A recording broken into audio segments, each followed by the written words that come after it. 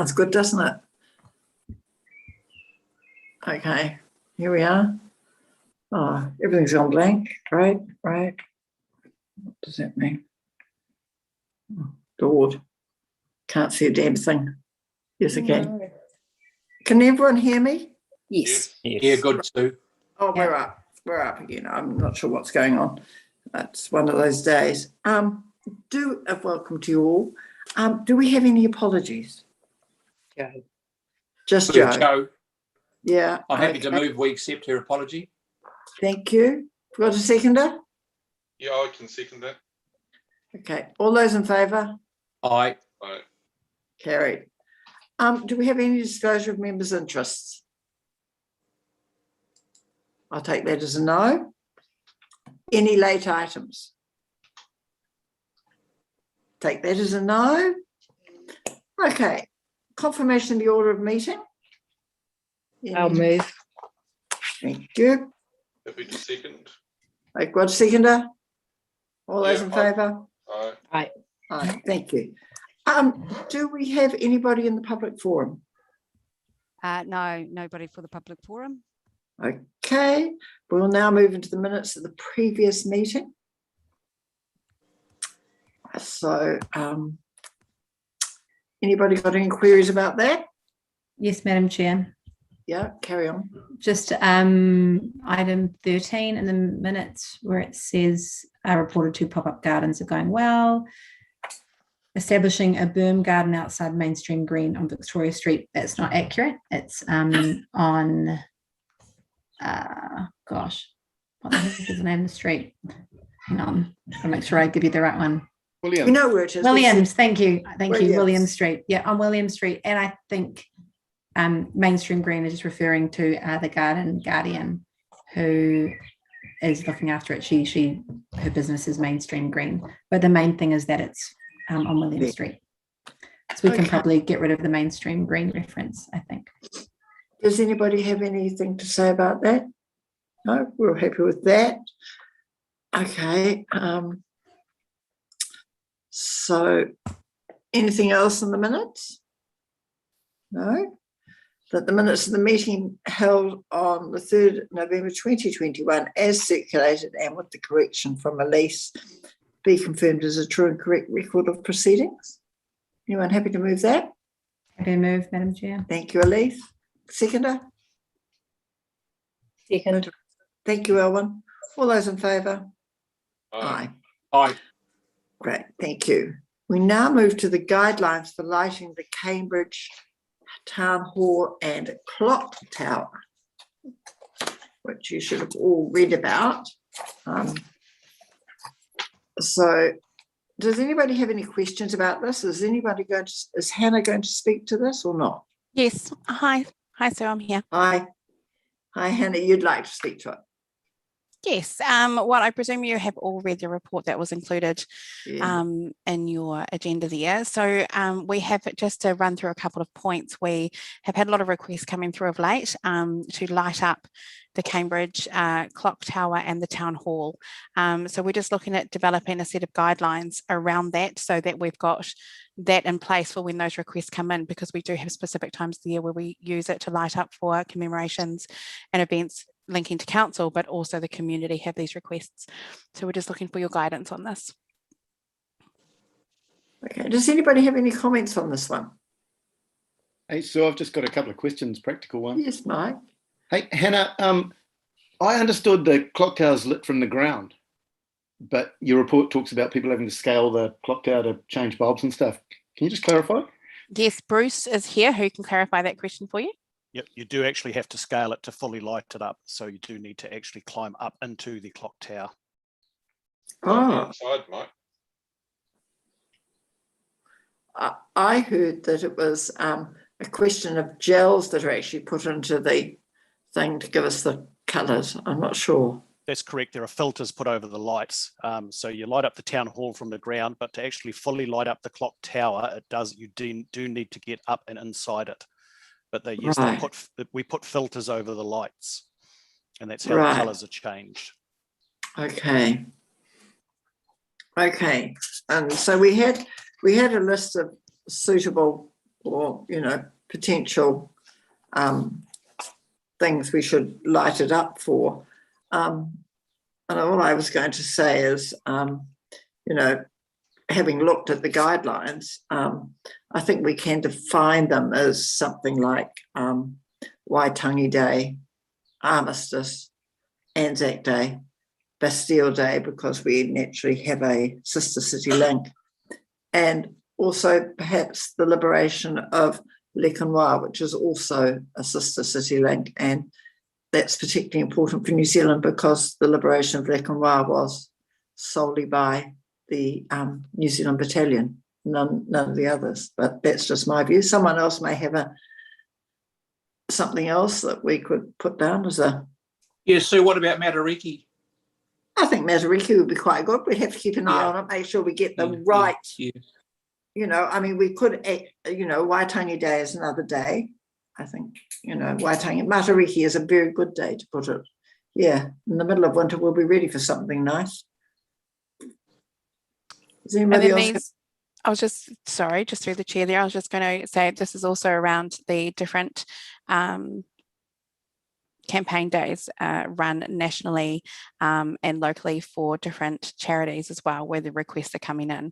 So we'd have to make sure that, you have the days that you just mentioned, Sue, but then also these requests coming in of who would handle these requests as well, which is part of the guidelines we're looking to create. But I think the requests have usually in the past not been so much for the clock tower, they've usually been for the banners that go across the street. So I think that's and it's very difficult to decide how we manage those banners. I mean, those suggestions for going to be lighting up the tower. I mean, where do we stop? I mean, there are so many appeal days or weeks and months. Are we going to get into trouble because we miss one out or one drops out of favour? That's what worries me. That's where we were looking at possibly limiting it to 2 per month at a maximum, just so that we're not constantly changing these lighting arrangements, but also so that the applications can be put in and, at least 6 weeks before to be considered by a group such as the community board, so that it can be a well-planned strategic sort of motion moving forward of it. So you reckon we're getting 2 a month? Or could be. We've had a good handful just in the last couple of months. So who would they be? Bruce, have you got that list in front of you? World Vision, infant loss, breast cancer, white ribbon, pink shirt, neonatal. So we get quite a few coming through sort of steadily through the year. Yeah. And we don't really have any sort of guidance as to, whether we should be lighting it up for these groups or not. There's always an issue around cost. There's a cost to do it. Yes. A lot of them are voluntary organisations and expect council will fund the cost to change the lights. So those are the sorts of issues coming up quite regularly. Through you, Madam Chair. Yes, Elise. Through you, Madam Chair. Sorry, can I just clarify in that report, Hannah, is the cost involved the 125 and 250, is that for the town hall as well, or just for the clock tower because it involves someone scaling it? You go, Bruce. It's for both, and it just depends. It also depends of whether the contractor we use has the correct coloured filters as well. So it's kind of an average sort of a cost. But if we don't have the filters, the coloured filters, it might be more than that. And is there an existing budget for this at the moment? Like, where does the budget for this fall under already? No, we don't have a budget for specifically allocated to lighting up the clock. No, we don't do that. So when it's happened in the past, have the organisations paid for that to happen?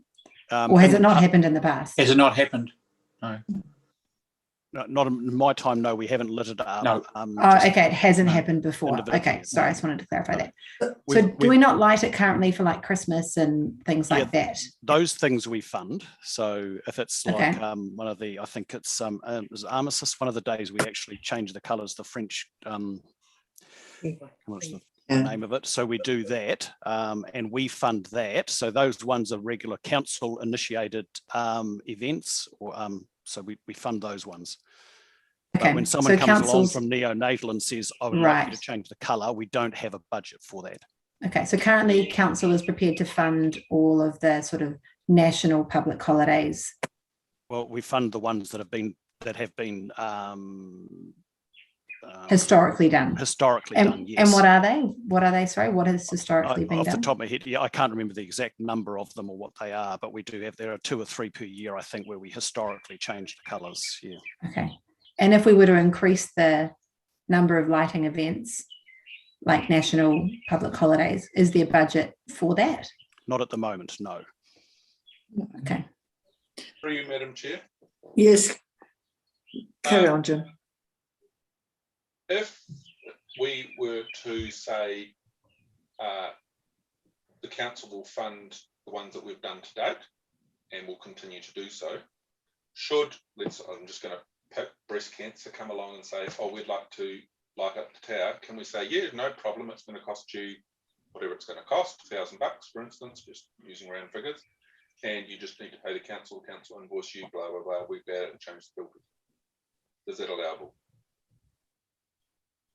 I suppose that's what we're here today to discuss, whether that's the direction we want to take. So, Madam Chair, can I just say we have a set of criteria that we're happy for the council to look after.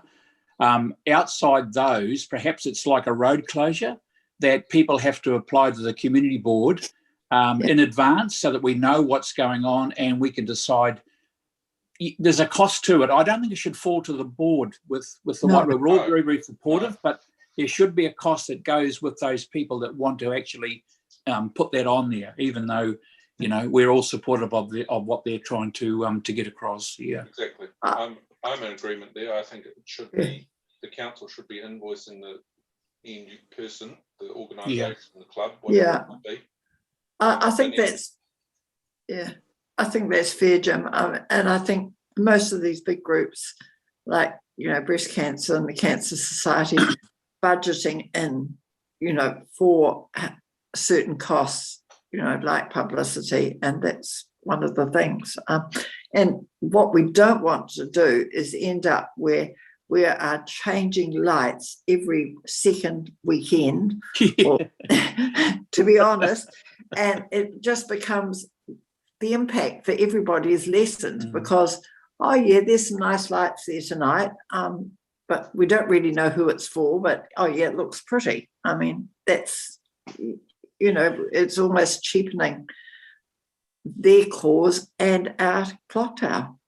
Do you think, sorry, through you, Madam Chair, do you think if we were to change the lights, we could have a sign there or a notice board of some sort to say why it's a certain colour at that particular time? So, you know, let's just go back to breast cancer. Why is the clock tower pink? Well, people could walk across the notice board if they really wanted to. And there could be some information. This is why it's been lit up. Yeah, well, we could do that, but we already, for most of those big charities, have a street banner that they pay to put totally. across. I'm just, yeah, exactly. There could be. So why I'm double? not using that as a real basic example. You know. So, Madam Chair, can I just ask Bruce a silly question? Who is going to change the filters? Who's doing that?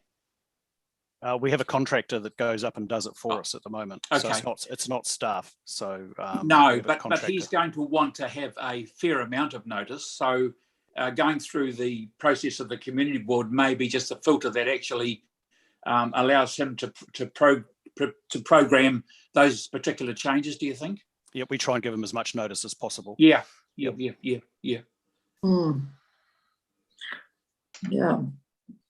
So it becomes a matter of do we want to do this or just leave it as it is at the moment? Do we have any opinions on that? Well, I do, Sue. Pardon? You do, Jim? No, it was Mike. Mike. Yeah, Mike. I do. I think it'd be an excellent role for the community board to take to be part of the formal process for when the tower and the hall is lit. So, I mean, I think what Hannah, you're trying to get out of this is a written procedure for how this will happen in future. And if one step of that was community board, I think it'd be excellent role for the community board.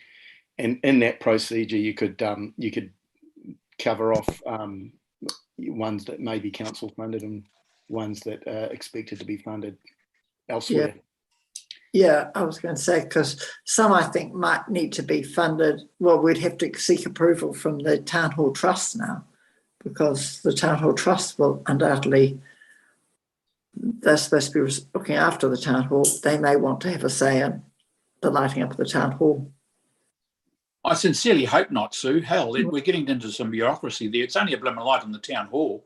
True. There wasn't a note in the proposal about what if the town hall's been used for events or something at that time, then it might not be appropriate to be lighting it up. That's right. For something else Yeah, like sure. that that'll clash there. So maybe just consultation with the eyesight about what bookings are happening at that time. I like your suggestion, Graham, of having an application like they would have to do for a road closure or something like that.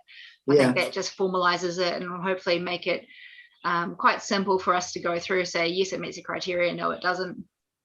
Probably the other thing is, just making sure that we have included in that list of things that are happening, the ones that do relate to the community board delegations, like your Bastille Day. And there's no doubling up. Zach, Armistice. Yeah, I think that's fair. I think that would work well.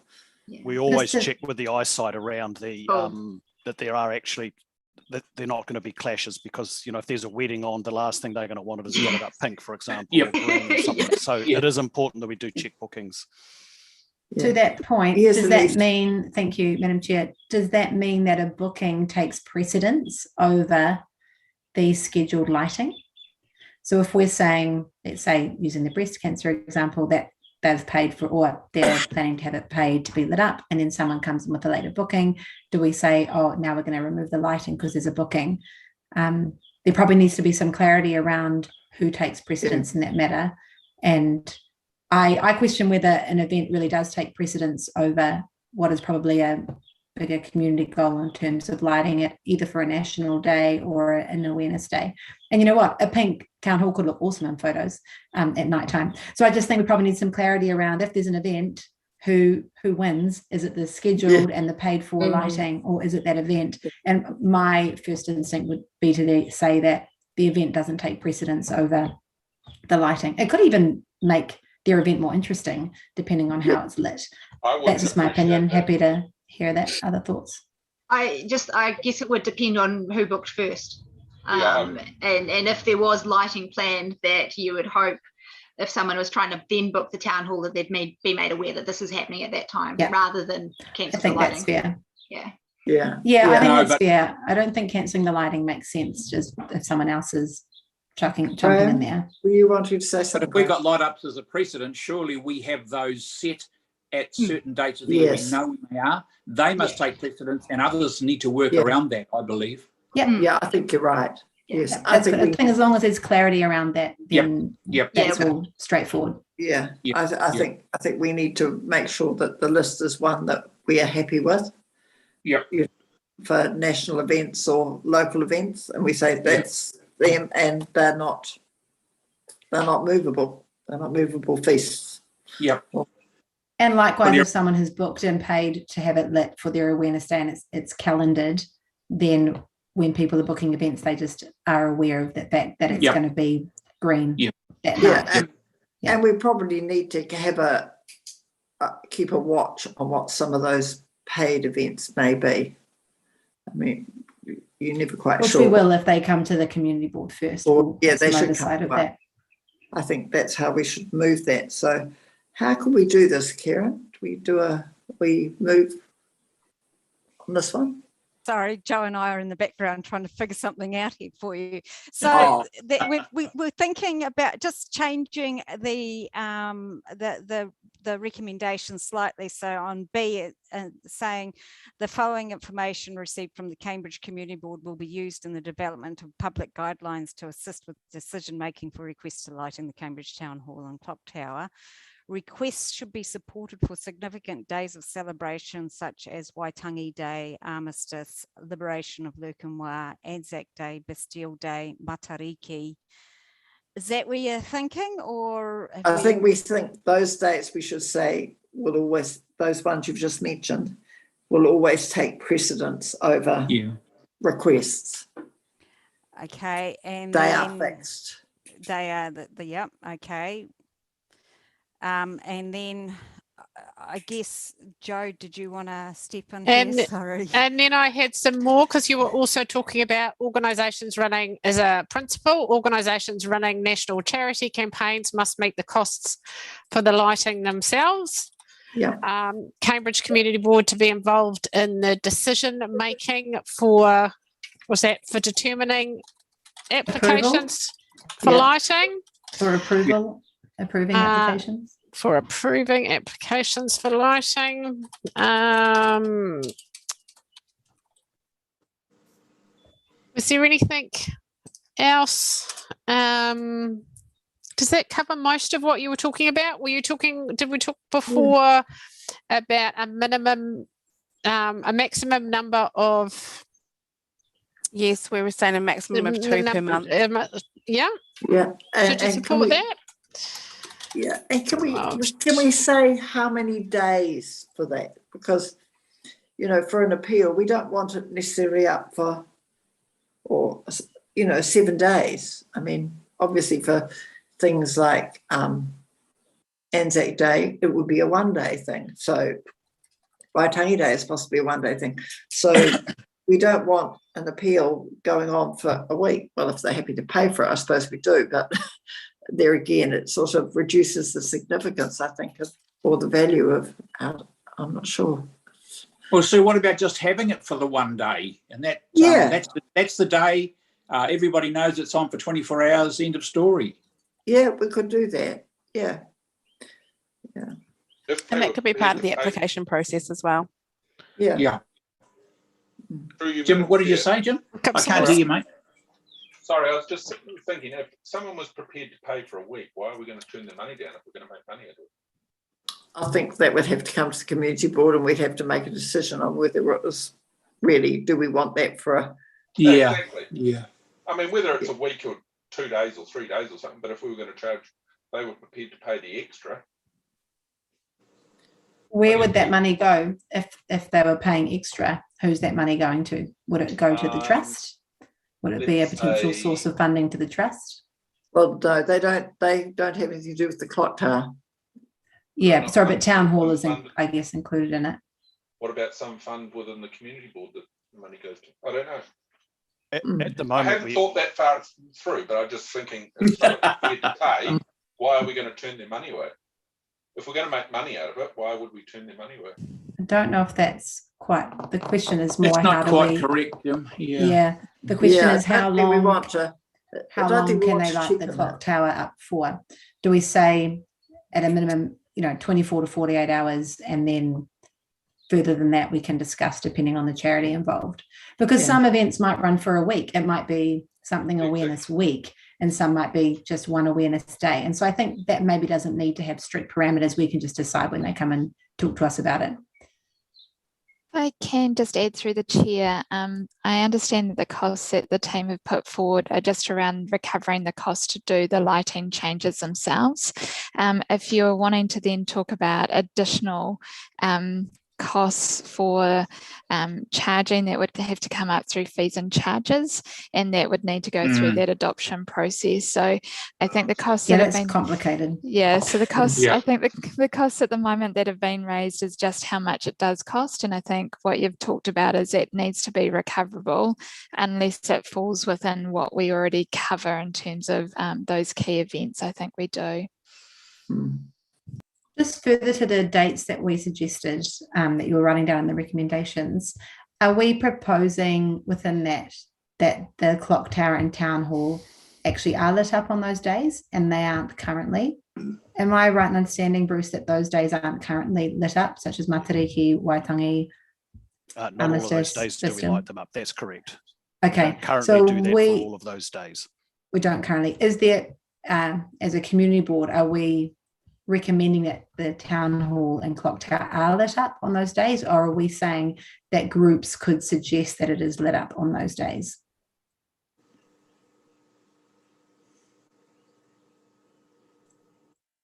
Any thoughts?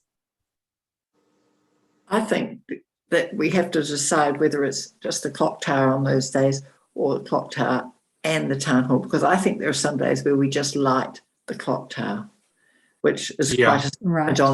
in its own right. You know, the town hall is a separate issue. Why? Why are they separate? If you were going to light one for Matariki, why wouldn't you light both? I think you get more of an impact, to be honest, from just the clock tower being lit up. Otherwise, people look at the town hall lit up and say, what's going on inside? You know, that is my first reaction. If I go down the street and I see the town hall lit up, I think, oh, gee, what's happening in the town hall? Whereas if I see the clock tower up, I think that's something special that we're doing something for. But the town hall, it could be anything. Because I think at the moment, somebody could come along with a wedding and say, hey, or a school ball and say, hey, I want the town hall lit up for my event. You know? Oh, you're only Right, paying yeah, $150 to do the filters on the town clock. I believe that to light up the town hall is very, very expensive with the lasers. Am I not wrong there, Sue? Yeah, I think it is. Yeah. No, we're actually not talking about with the lasers. We're just talking about with the lights that sit in the garden. So we change the filters. So we're not talking about projecting lights onto them using projectors. We're talking about changing the lights, the light filters. So is that another $120 on top of the town? No, to light up both is about $125. Yeah. Shit. If you're lighting up one, it's not a big deal to be changing the filters on the town hall as well. But that's fine. If we're not recommending that it is lit up on those days, I just wanted to clarify if that's what we're saying in our recommendations, that it should be lit up. Or just that those days would take precedence if for some reason someone requested that they be lit up. Because obviously currently there's not budget to light them up on those days. Is that right, Bruce? That's correct. Okay. Yeah. Hey, Sue, can I just make a comment, please? Yes. This is quite a complicated policy to make up on the hop like this. I reckon it's been a really good discussion and there's sort of general consensus on sensing amongst the community board members. Just as a way forward, would it be possible for one of the community board to be delegated to work with the team at Waipa just to come up with these guidelines to bring back to us? Because I can't see us coming up with a really sensible policy right here and now. No, I agree with you. I think it's a bit difficult. Would somebody like to work with the council staff on this one? That's all right. Happy to. So you're happy to, Elise? Yep. Yeah, I would be happy to also. So Hannah, are you still there? Yes, I am. Would you be happy to work with us on this one? Most definitely. Sounds great. Okay. Just checking, would you like to get any of those principles you've talked about agreed at the meeting, or you just want to delegate it to those people to take those forward into those discussions? So I was imagining that little group could come up with a sensible set of rules, just bring them back to community board who says yes. Okay. So you're thinking, okay. Yeah. So what we'd have coming up with a recommendation there to delegate to community board members to work with staff to develop some guidelines to be brought back to the community board for approval. That's the type of recommendation you are looking for. That's what I imagined, and we could approve good sense. Okay, we'll just make sure we've got the wording right for that one. So I saw Alana put her hand up. Does she want to work with Elise in terms of? Yeah, she could do. That would be a good one. Yeah, that's fine. I'm happy to if you need another person on it. Yeah. No, well, I'm happy to stand back, Alana, if you and Elise want to work on it. Sure. And Alana, you're involved with quite a few events in the town, so it's probably a good. Yep. A good mix. Okay. Speed. Get it to work.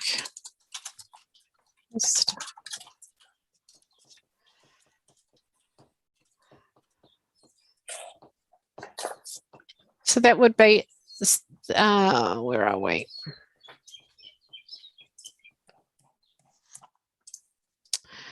So B would become that Alana Mackay and Elise Badger be delegated authority from the Cambridge Community Board to work with staff to develop a set of public guidelines to assist with decision making for requests to light in Cambridge Town Hall and Clock Tower to be brought back to the Cambridge Community Board for consideration. And is that? I think that's good, but what you're up? I think we also need to check with the standing of the Town Hall Trust in regards to this too. We can bring any information because we're just delegating it to them to work to staff. Then when we bring the report back, then that can look at any issues associated with the trust when they come back for approval. Right. Thank you. Okay. So are you after a mover there, Joe? Yes, for A and for the revised B. I'll move that, Sue. Pardon? You're moving that, Mike? Happy to move, yep. Okay, I'm happy to second. Oh, and all those in favour? Aye. Aye. Aye. Thank you, Carrie. Right. Great, We'll thank you move very on. much. Thank you very much. Great. Now we've got the next item is the draft animal nuisance bylaw consultation, which is a very entertaining one. Has anyone got any comments? I can introduce that, Chair, if you wish. Bees on the roof, just, let's hear about it. Okay, thank you, Chair. I can introduce that. I'm probably aware, Graham Pollard, Strategic Project Driver, author of the report. Just make sure my microphone's down. I don't know whether you heard any of that. Just introducing myself, Graham Pollard, Strategic Projects Driver. This is a new bylaw. We haven't got an animal nuisance bylaw at the moment. We are currently consulting. Consultation opened on the 12th of November, so that was since your previous meeting, and it closes on the 13th of December, so we've still got 12 days if you wish to put any submission in on this. We've already had a number of submissions, which is really good, so that's a heads up for our councillors in the meeting that you will have something to look at next year. This bylaw derives from Plan Change 18, which was regarding beekeeping, and the Plan Change commissioners, their decision said that they didn't feel that was the district plan is an appropriate place for the beekeeping rules, and that they'd be better off in a bylaw as a means of managing the nuisance from the bees rather than managing the bees themselves. So we've drafted this bylaw. We're taking the opportunity as well to include the other animal keeping rules that are currently in the district plan. And then at some future date, they will be the subject of a plan change and have them removed from the district plan. Basically, the nuisance caused by any animals, wherever they are in the district, is already covered. We're not including dogs in this, or wild animals, or pests. And as someone said to me, nor people. So I think a bit tongue-in-cheek, but you never know. We do have some additional provisions that apply in urban areas. Those are the residential zones and the large lot residential zones as defined in the district plan. And these additional provisions are for keeping of bees, pigs and poultry.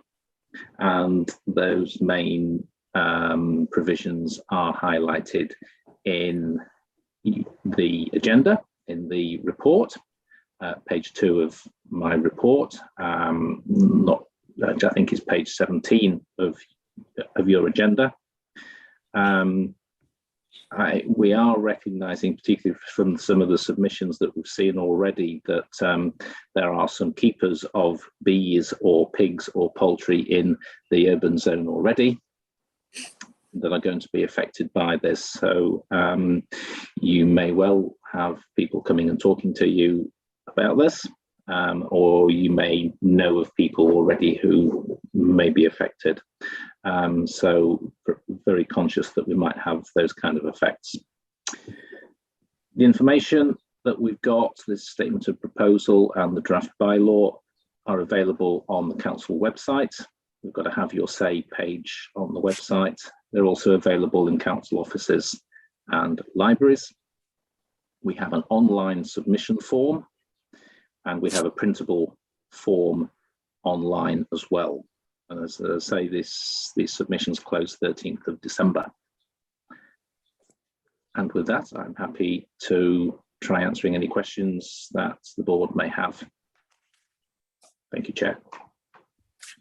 Does anybody have any questions for Graham? I've just got one comment, Sue. Yes. Graham, the pigs on the large lot, it strikes me as exceptionally liberal approach. You can have 3 adult pigs on 2,000 square meters, and if you work out the kilograms of live weight per hectare, that's a lot higher than I'd have on my dairy farm. I was going to say, you must be a farmer making that kind of comment.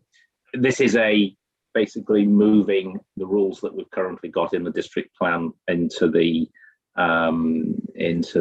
draft bylaw.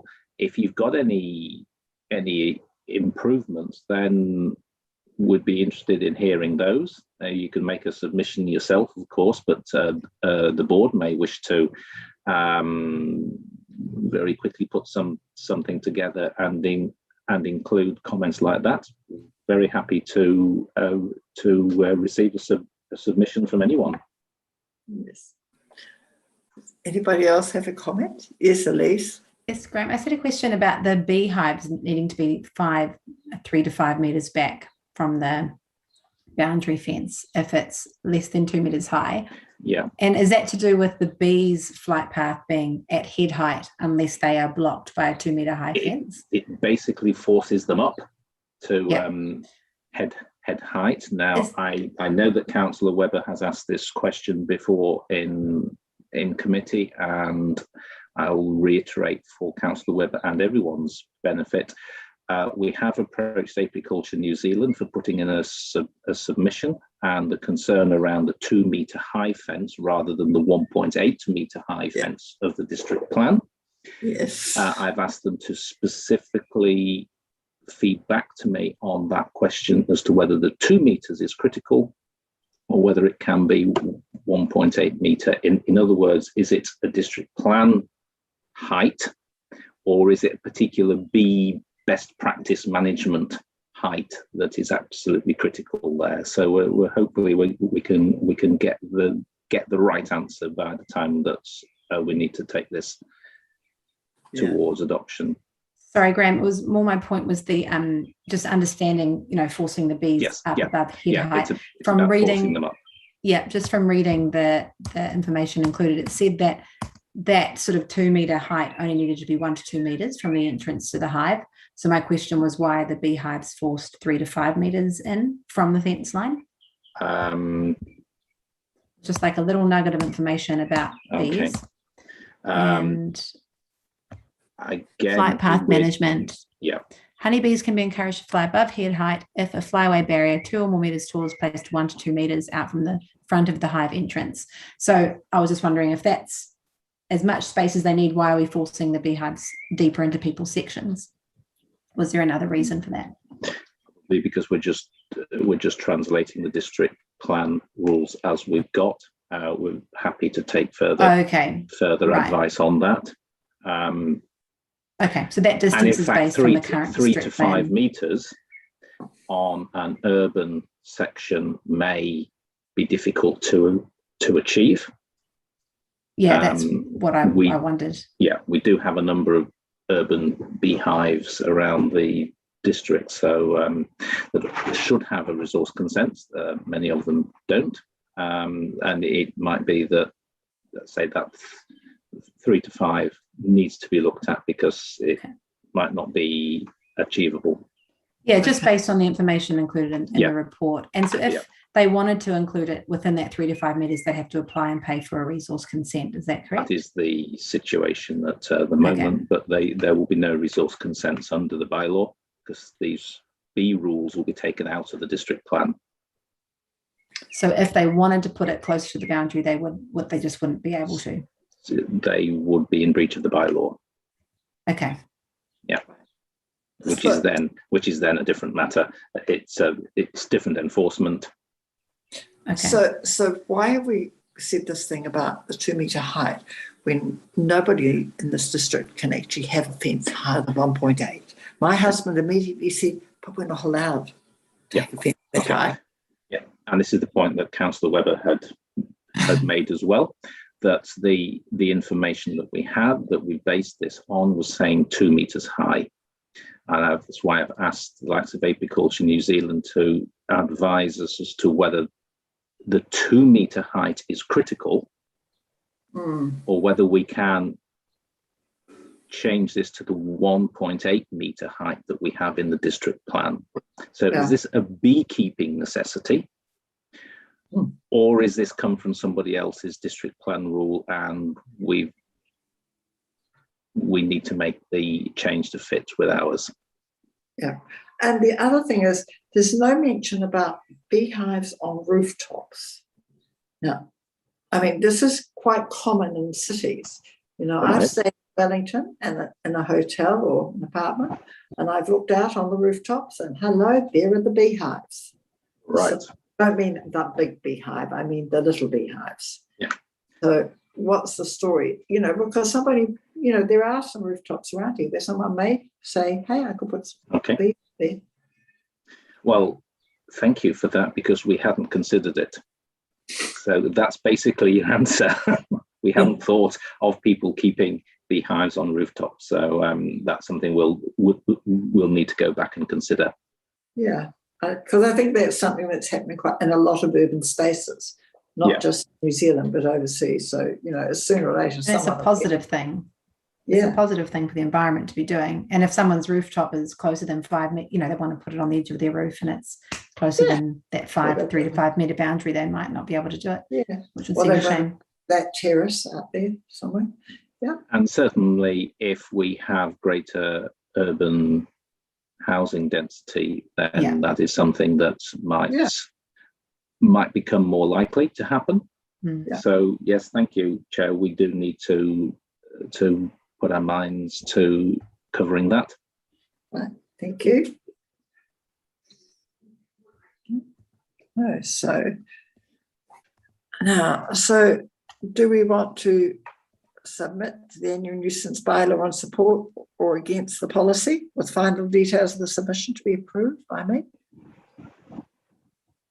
Oh, Madam Chair, can we submit on the bylaw with perhaps some of those issues that we've brought up tonight that require further consideration? We could do. I think that would be most helpful for us as staff. I've got the issue of the pigs on the larger lots, the distance from the hive to the fence height, and the beehives located on rooftops. So those are the 4 issues that I've just written down here. Okay. You can include any others you wish, of course. Yeah. So we could get together, some of us, and just go through that. And when do we have to get the submission by? The 13th of December. No rush. Okay. Right. Sorry, through you, Madam Chair. Are our comments at this level sufficient, Graham, or do they need to be in that official submission? It would be helpful to have it in in a submission itself. I'd try and find a way of working it into a report if I can, in order to be helpful. But as an official submission is always better. Right. Okay. Thank you. Excellent. Okay. Well, we'll sort out that. So, Mike, do you want to be involved in this? Yep, cool. Yeah. And Elise? Yeah, happy to help. And me, and we'll sort that out later on. Okay? Sounds good. So, Madam Chair, you do need to propose a motion that the Cambridge Community Board submit to the Animal Nuisance Bylaw 2021 in support of the policy, with the final details of the submission to be, at this stage, I've got to be approved by the chairperson. Are you happy with that? Bearing in mind that Mike and Elise are discussing this further with you.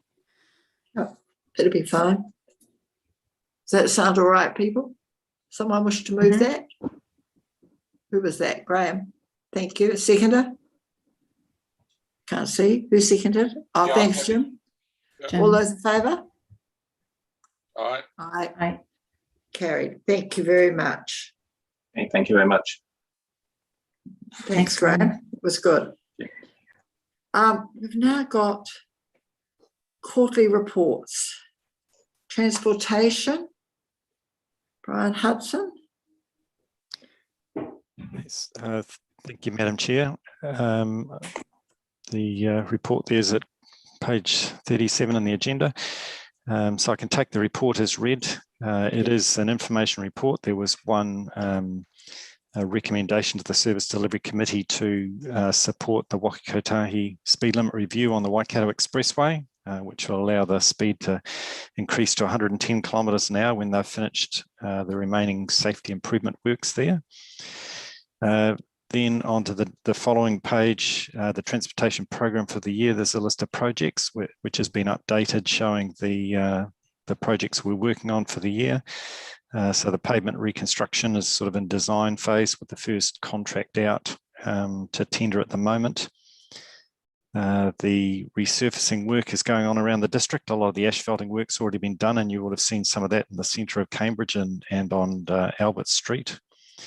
And chip sealing work has been going on since early October as well. So if you haven't seen that in your part of Cambridge yet, you will before long.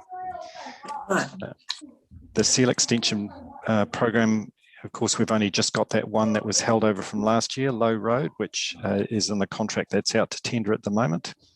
And we aim to award that contract before Christmas, but with work starting in the new year.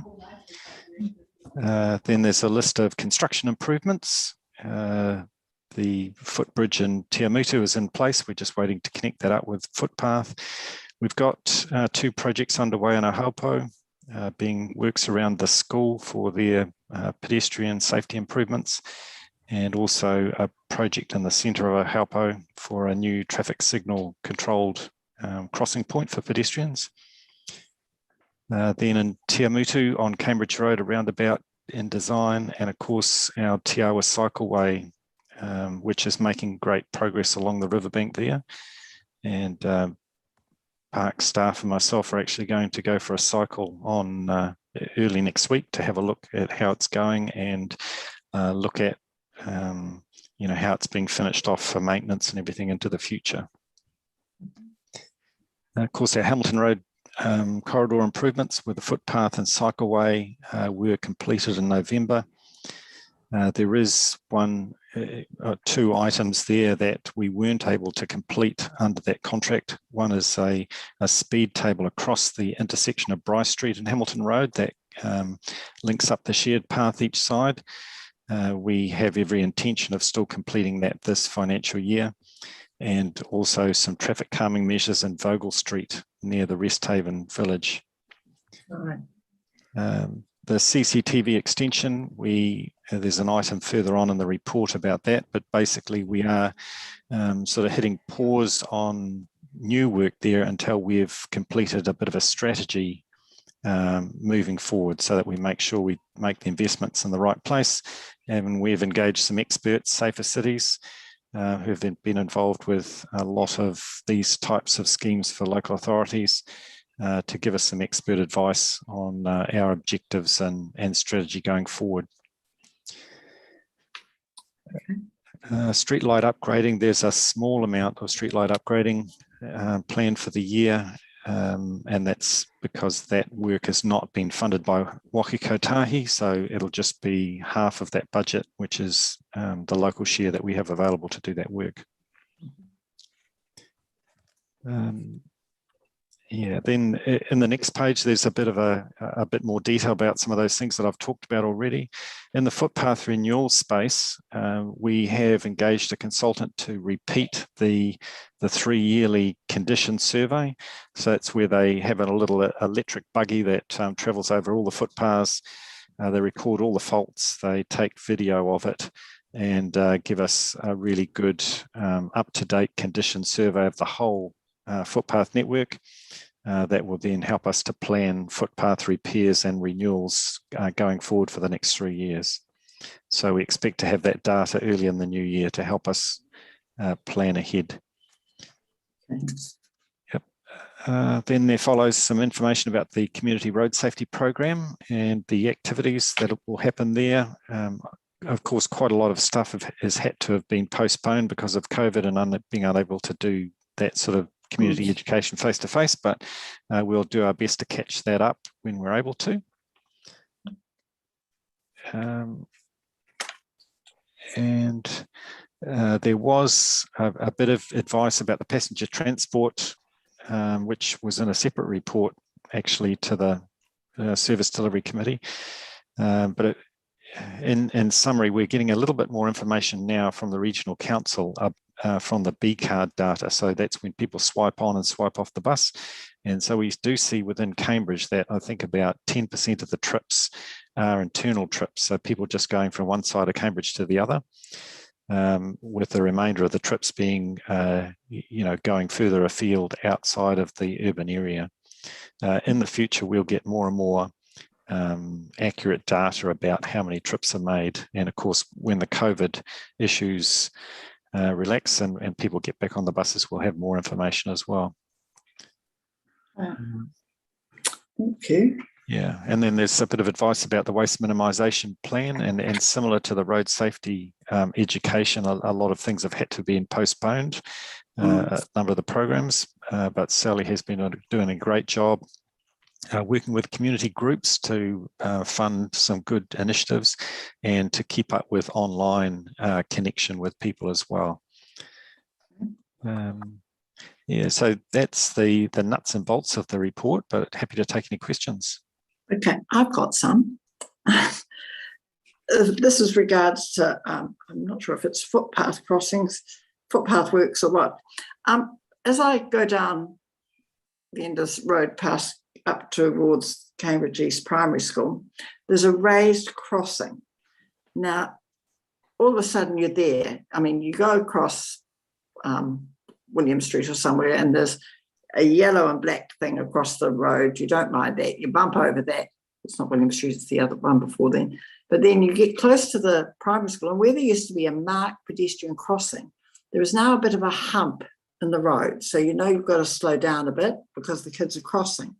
But there's no warning to say pedestrian crossing. There's no stripes. You're there. And hello. And I'm just wondering whether we shouldn't be, just in the interests, you start at one end of that block and there's the yellow and black striped stuff across the road. And then you're coming along, you're probably picking up speed a bit by then, despite the fact you're hitting the school area. And all of a sudden there's this raised crossing that the kids are using, but there's no stripes, there's no nothing, there's no sign, there's nothing. So what are we doing about that? Shouldn't we actually be making that slightly safer? Right. So is that raised crossing a relatively new feature there? Yeah.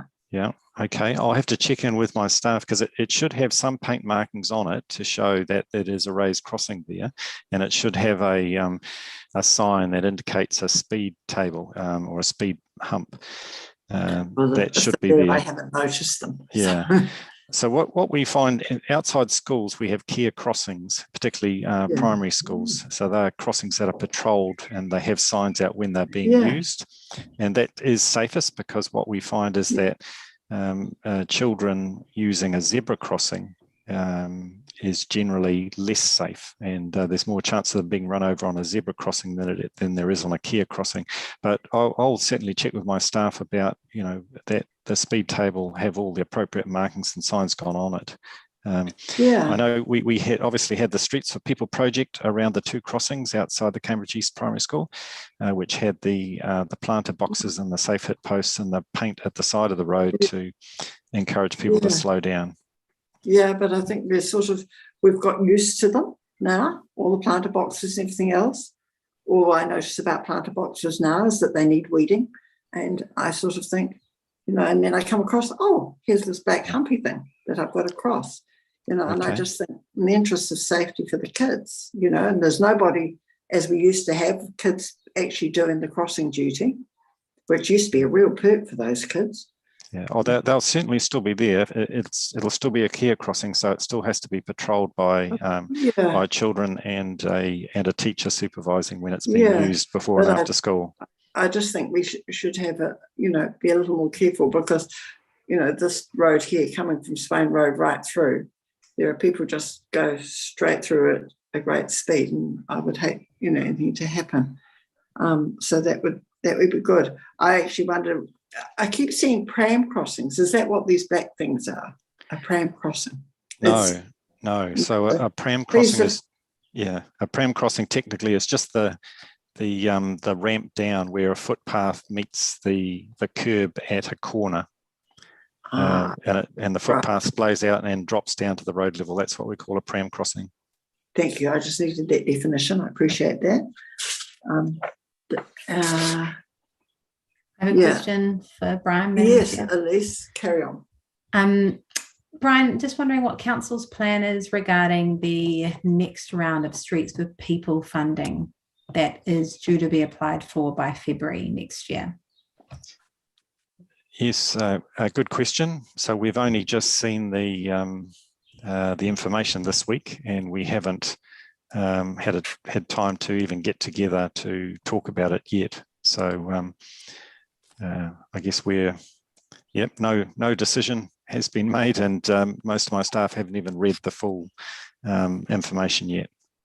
I just wondered, Madam Chair, if there was an opportunity for us, I don't know whether there's an opportunity for the community board here, but just to actually be part of the process, considering the significant community feedback we had last night, which I'm sure, Brian, you guys will take into account as you approach the next stage. But it would be great to use what we learned from the last Streets for People project, and see if we can, as a board, also help our community understand what's happening and roll it out to be as effective as possible.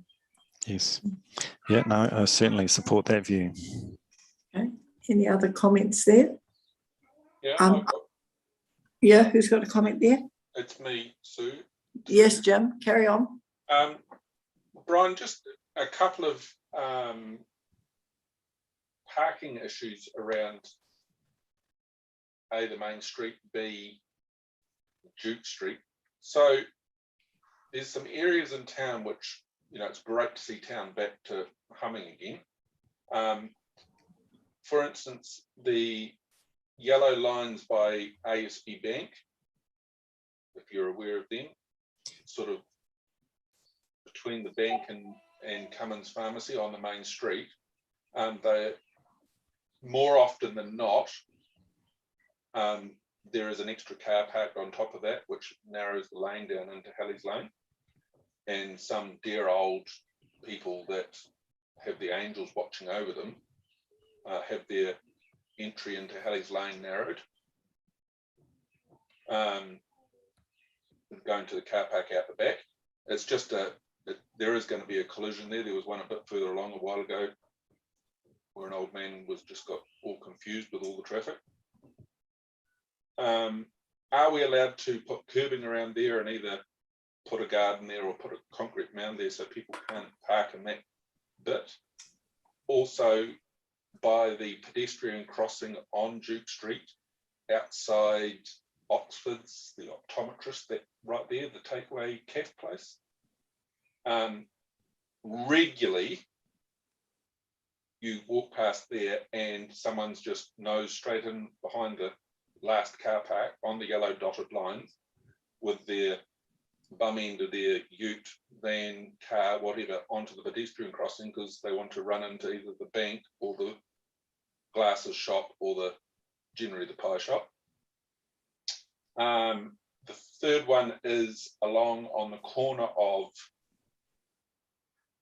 the Cambridge Primary, on the corner of Wilson, and around there where those orange bollards are standing up.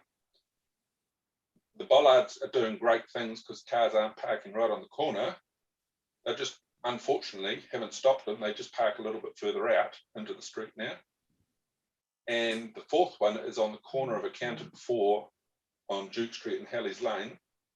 The cars are now parking right on that corner on top of the yellow line.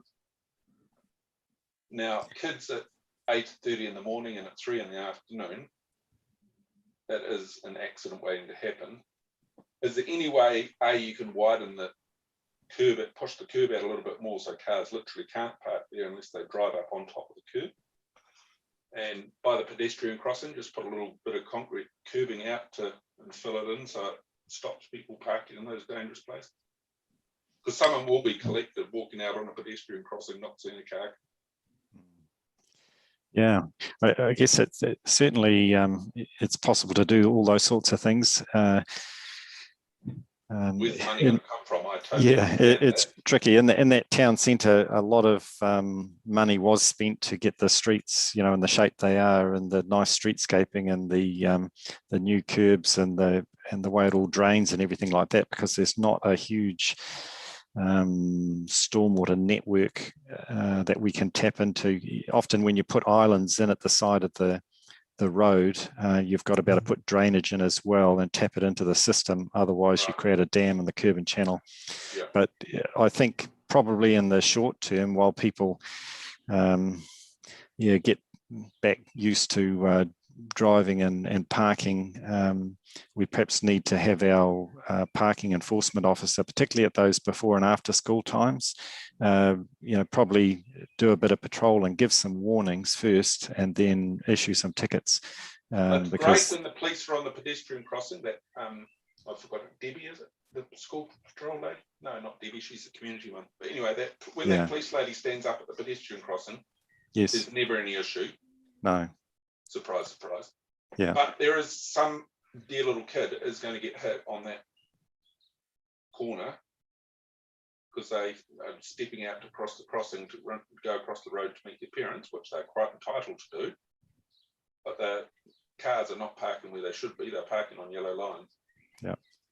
Yeah, no, that's good. I'll talk with our park enforcement team. I know they're a lot more active, have more time and ability to do that sort of enforcement now. So if they want to, I'm happy to meet them and walk them through, show them where they can happily sit and watch what happens if they want to be in contact. Yeah, that's good. I've certainly made a note of those locations you've mentioned just now. All right, thank you. Sorry, I just had a couple of things on parking as well. Yeah. One of my day jobs, I'm at the podiatry clinic opposite the town green on Alpha Street, corner of Alpha and Dick. We have a lot of elderly and disabled patients that come in, as do the physios that are in the same building as us, and we get a lot of complaints from them about how hard it is to get a park, partly because people working in those businesses are parking on the street all day, or some of the ones that used to park in town all day have been shuffled up with the time limits. I was wondering if there's any scope to put a time limit on some of those parks, even if it's 1:20, just to make it a bit easier for those elderly and disabled people to be getting in and out. Also on the corner of Alpha and Dick Streets, there's essentially a no parking zone. At least once a week, someone seems to mistake that for angled parking going the other way. So I don't know if that could be made any more clear as well. All right, there's a hatched out area, isn't there? I think that they're parking on. Yeah. I think it's probably pretty hard to mistake that for a parking spot, and it's probably more that abuse of parking because it's an empty space that they think they can sit on for a short time. Yeah. Yeah. Good. Okay, I've made a note of that. just wanted to say that the Hamilton Road cycleway is looking really good. I haven't cycled on it, but I've walked on it a few times, and yeah, looking really good. And I see other people using it, so yeah, that's good. Yeah.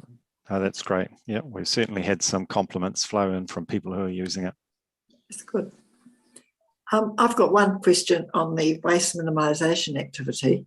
It's just a simple one. Right at the beginning, it's been suggested that washable cloth masks be part of Waipa District Council's PPE offering for staff. Masks are now being purchased and distributed as much as possible.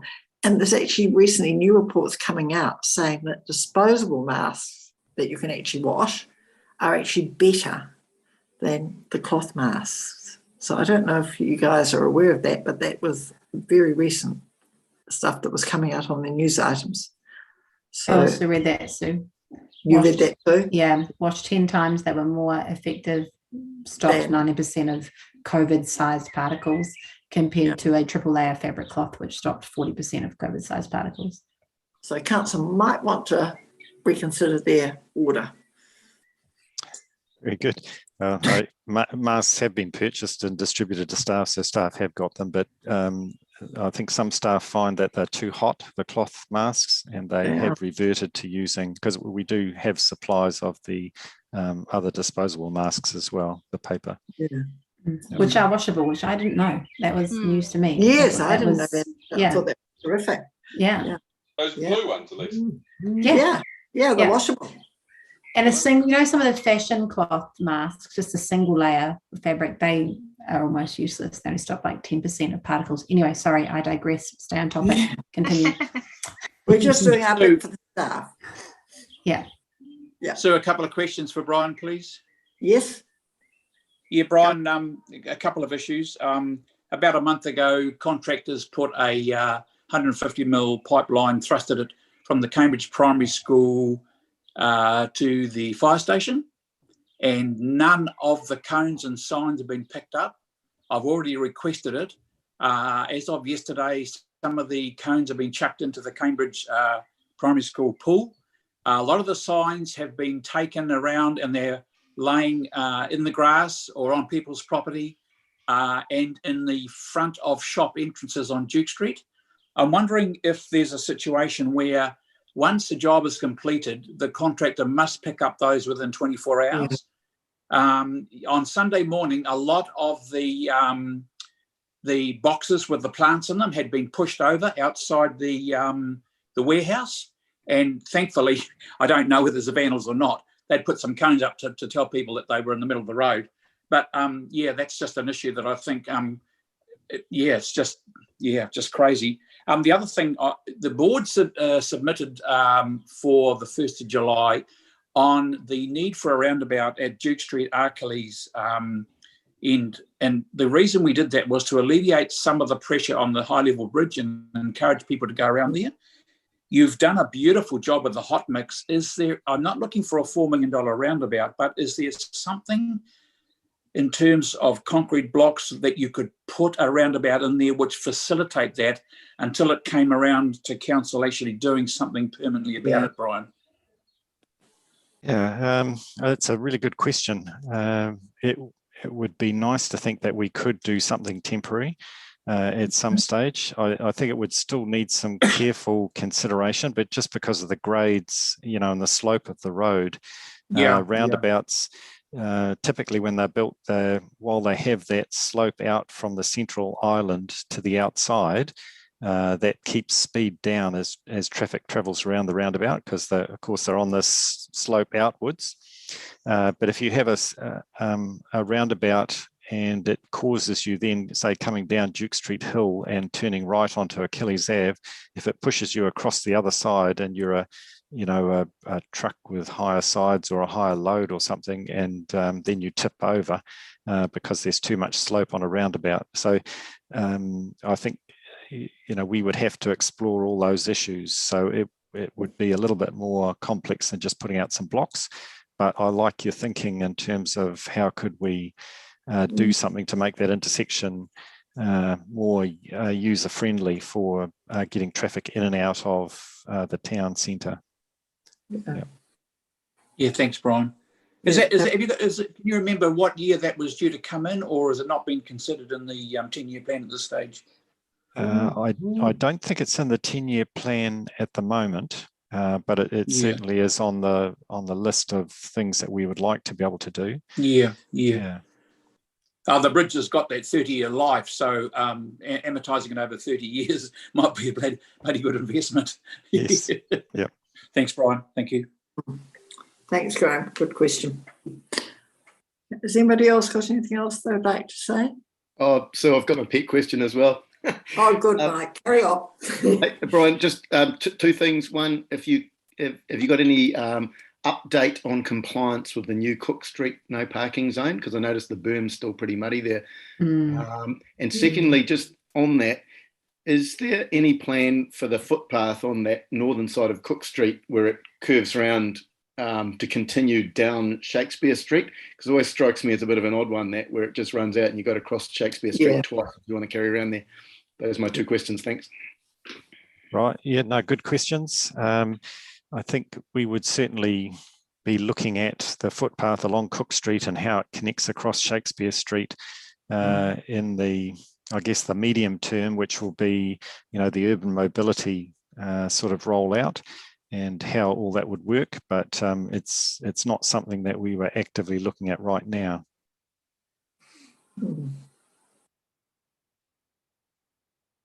And compliance with the no parking, you got any? Oh, yes. That?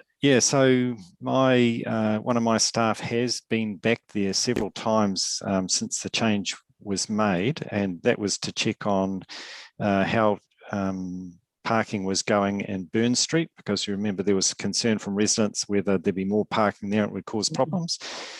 So we did get one call from a resident in Burn Street who had a bit of a difficult driveway, sort of a steep driveway, and they needed a bit more room to get in and out. So I think we dealt with that by extending some yellow no parking lines.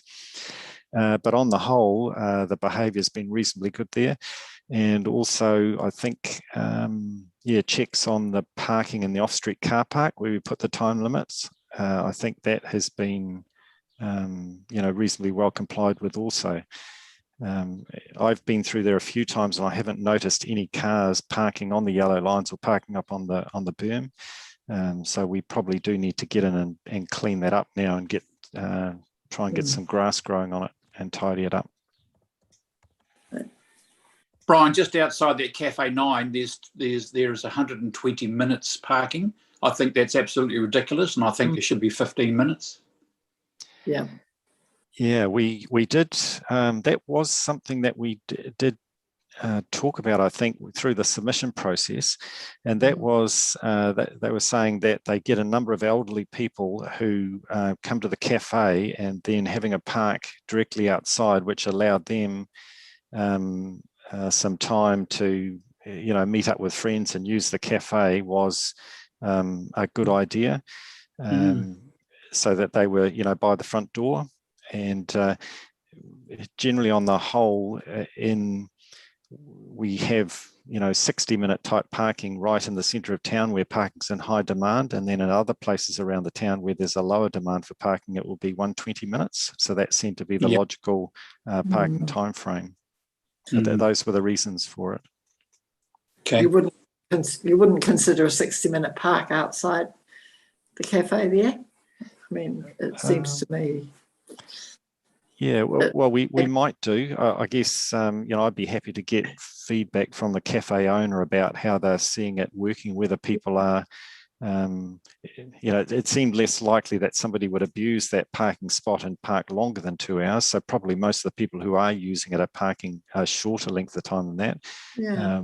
But if people are meeting up with friends for lunch and take longer than an hour, then it seemed reasonable to make it 120, which is what I'm pretty sure we put in the car park across the road as well. Brian, I had breakfast here from 8 till 9:30 with a couple of ex-councillors last week. The people going in behind the cafe getting coffee is working very, very well. The people that were coming in front of the cafe were normally tradesmen who are heading off or on a job or something. they were there for 10, 15 minutes and gone. There was nobody was sort of parking for that length of time to have coffee with their friends. Right. Sue, you parked across the road, and most of your walking group parked across the road rather than front there. So we just thought, for seeing those cars coming in and out at quite a good rate, and some of them had trailers on the back of their utes, so it was convenient to park out in front there. So the walking group often use the park across the road, because we usually spend half an hour or so there at Cafe 9 after a walk. Right.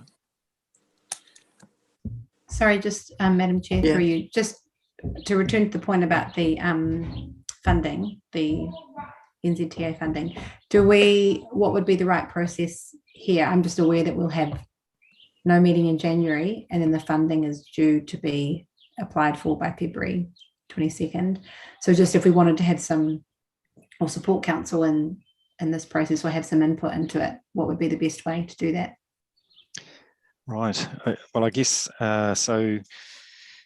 we've got a project or a governance sort of steering group for the urban mobility plan on the 15th of December with councillors. So Liz Stowart chairs that, and there's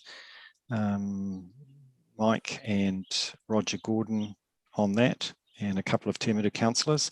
So that's probably would be the time that we would have a bit of a discussion around, is it something that we think we should be doing, and what what sort of projects might come out of that. So I guess we could feed, after that meeting, we could feed it back through a councillor mail out, which will come to the community board as well, with ideas around that. Yep, that's a reasonable idea, and there's room and space for us to reflect on that before February 22nd, when you submit. Yeah. Okay. Any more questions there? So I'd like to move Brian's report, Madam Chair. You're moving, okay. Do you want to do all three reports at once? Yeah. Because we've got the community services and quarterly property services. Okay, well, thank you, Brian. Hang on. Do we have any questions for Sally just about community services before we move that report? Sorry, we're just moving the report, but just that we're receiving the report. Okay. Brad and Bruce and Sally will also have the opportunity to talk as well. Yeah. Okay. Oh, well, thank you, Brian, for yours. Thanks, Brian. Thank you. I'll say good night. Good night. Thanks, Brian. Thanks. Brad, where are you? Hello. In a forest. Kia ora koutou, moriora kia tātou. So yeah, speaking to our quarterly report for obviously July through to September, you'll be aware that the previous quarter saw the re-emergence of COVID-19, and this had big impacts on our area of business, as it has with many people. Our teams and facilities worked super well, shifting between the changing alert levels and the added challenges associated with working in levels 3 and 2. I'll briefly cover some of our key highlights that we were still able to achieve over the previous quarter despite those disruptions. The first one, we managed to complete the John Hewitt Drive specimen tree planting in August. That was either side of that first lockdown period, thanks to Delta. These trees are going to provide a fantastic avenue for that popular park at Waipuki in the years to come. So we're really glad to get that across the line. As part of that, we also partnered with the Cambridge Tree Trust, who planted and mulched the majority of the triangle gardens along the driveway with native plants. And this will strengthen the ecological corridor between Maungatautari and the Awa. And we're looking to partner with them again next year to finish off the triangles that weren't completed this season. We're still getting a large amount of vandalism across our parks and public toilets. This has been really frustrating and quite frankly heartbreaking for both our staff and contractors working to make our open spaces beautiful, vibrant places. Some of you may have been contacted by frustrated residents in relation to some of this antisocial behaviour as well. We do have a program of work to improve the security of some of our hotspots, including Gaslight Theatre and Pukemako.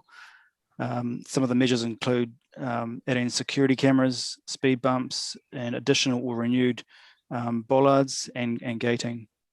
Unfortunately, this program of work has also been impacted by the COVID-19 delays in contract availability and also product supply issues. The library teams have done a fantastic job working between the different alert levels. It seems that whenever we get an announcement by the government regarding the tightening alert levels, people flock to the libraries to stock up on books and get set for a long haul.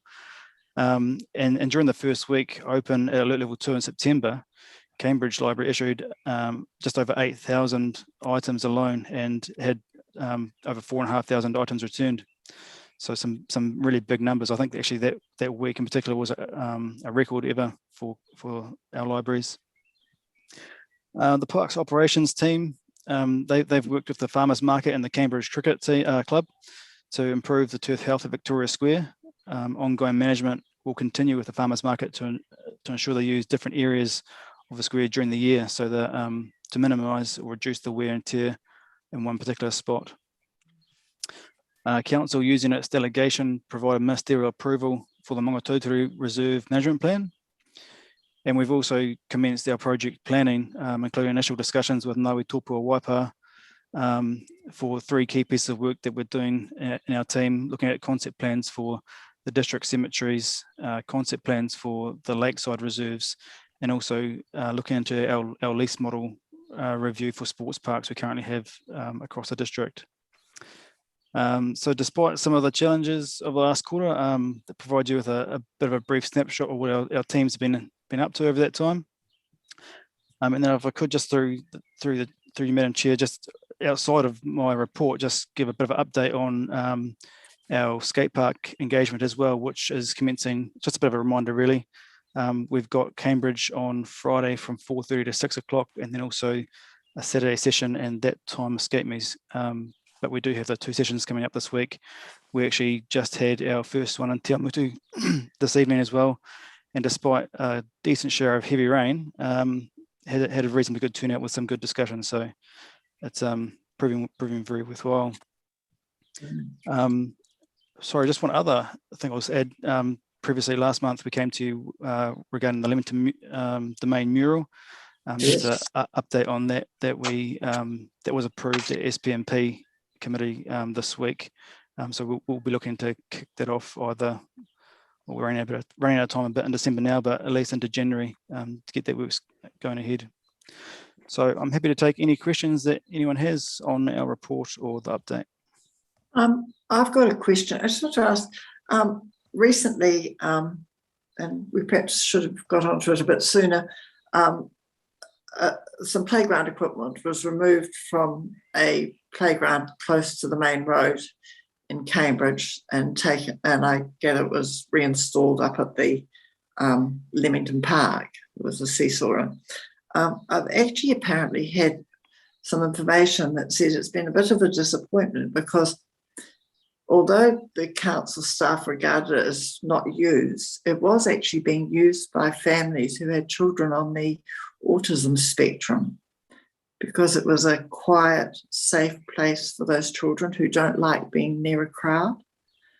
And so we have, unfortunately, not thought of that. And we've now got some children in the area that were actually able to use a playground quite safely that suited their needs. And I just wonder what we can do about that. Yeah, thank you. So that particular playground at Lindsay Park, it failed audit that we had done, independent audit, had some high risk things that we couldn't mitigate without removing it. So, and we did have the same at Leamington Domain. So the pieces that we could relocate, we did to try and fill that gap until Leamington Domain has that full renovation, which is at this point pending the new LTP approval. Year 4, current year 4 program, and every playground that we're doing now, we're looking to use more sensory equipment and features that allow for different levels of disabilities and autism spectrums. So we are creating those sort of spaces, or trying to accommodate those spaces as much as we can, in our new designs. Yeah, so really, I mean, there were only a couple of pieces of equipment down at that playground, which was just enough for those children. So we don't necessarily need a playground that's got all the whiz-bang stuff, do we? We just need something that's good for, you know, a few children, you know, where they can perhaps be there and they feel safe. There's not lots of other screaming kids running around and things like that. Yeah, I'll definitely take that feedback on board. That's the first piece that we have heard since that's been removed. So I'll note that down. Yeah, I just think it's important that we remember that there's lots of different children with different needs, and obviously for those children, it's they've had something taken away from them, and it would be good if we could do something for them. Yep. Thank you. Anybody have? I just had a couple of things. Talking about playgrounds, the new stuff up the top of the Thornton Road Takutu playground, the little kids stuff looks really good, and it seems really well utilized, so that's great. Cool. Thank you. The other thing, so this Takutu itself, there's currently 2 tracks closed, is that correct? Yeah. Sam Lewis, there was the slip, and then the next one around there's a big tree down. I believe the tree's been removed now. I can check up on that one though, and there is a slip on the Sam Lewis track that I'm aware of. That we're looking to get some geotechnical aspects or investigation done on that. Big job to fix that one. Yeah, it's going to be a bit of a challenge, I think. We'll see what they come back with. Yeah, I just wasn't quite sure where they were up to with the tree. It looked like perhaps part of it had been removed. I weren't sure if they were coming back to finish that or leaving it as is. Yeah, no, I'll follow up. Thanks, Solana. That was an oak tree, wasn't it? Sorry? There was that big oak tree? Yeah. There were still cones down the bottom, but looked like they'd be pushed aside. So I wasn't sure whether that was just a member of the public moving them or what the story was. And also I've had some comments from the public about the ugly rock garden. Sally, you'll know what I mean, at the bottom of Duke Street. People just wondering if there's any plans for beautifying that, I suppose. Yeah, so we're currently working with the transportation team. I don't know if Brian's still online, but we're working with them to actually infill that with concrete, because it's a health and safety issue with our staff working on that thin strip there.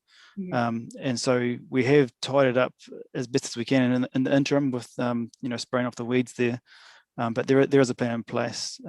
Sally, you might have more to add in terms of the more recent discussion. Thank you through the chair. Nothing further to add in terms of timeframes. It is also tied in with some other traffic island remedies that we need to do across the district, with a couple of other roundabouts within Te Awamutu that also need to be looked at. So unfortunately don't have any timelines with where the transportation team are with that, but it is definitely on the list to be done. Thank you. Thank you. Sorry, through you, Madam Chair, just looking at the project timing around the playgrounds, can you just clarify for me where the CBD destination playground falls within that time frame, or is that not included in this project timing? The CBD playground, we've reallocated that funding to the Leamington Domain playground in year 4. Okay. Because when we were planning this work, we did plan it in conjunction with the new library or potential new library in the CBD. We still believe that if that does gain traction at some point, that we'd like to activate that space. The library space. Yeah, that makes sense. So in the interim, since the new library is not currently in the LTP, we just reallocated that playground space to Leamington Domain, which is one of our most popular playgrounds, despite its failing assets. It's failing equipment. People still love it. That's fine. No, it's a great space. Okay. And then, so just in terms of keeping with those destination playground ideas, is there another one in this first 4 years? So there's the Leamington Domain. Is either the T8 or C8 playgrounds, are they going to be classed as destination playgrounds? No, the C8 won't be. C8's sort of up in the Hotapu industrial area, and that's sort of activating or providing activation spaces for people working in the environment to sort of get out during their breaks and that's sort of more so your fitness stuff with Exercise a stuff. with a little Yeah. bit of play as well. Yeah. There is a big destination playground that we're working with currently in C2 with the 3Ms Okay. developers. So that I've worked with some. Sorry, I've seen some early design working with, and we're working with them around that. And at this stage, it does include some pretty ambitious things, which will be really, really awesome if we can afford it. Yeah. So are we're they funding it? I just, because it's not here in this project timing, is that separate to these projects, or? It's been Yes, we funded. did Yes, it's been funded. So we are contributing funds through development contributions, but they're also looking to contribute, I understand. Okay. But they are looking to project manager at this point. Okay.